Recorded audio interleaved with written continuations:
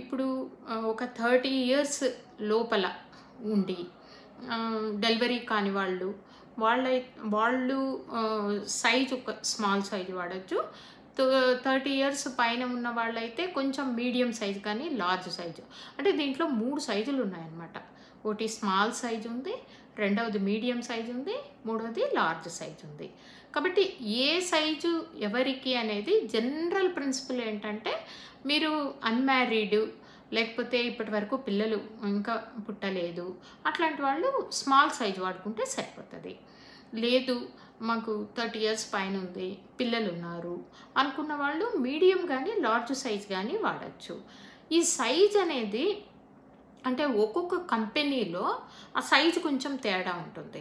కాబట్టి సైజు ఎంత అనేది మనం వాడుకుని మనకి ఏది కంఫర్టబుల్ అయితే ఆ సైజుని మనము కొంచెం ఎంచుకోవాలన్నమాట.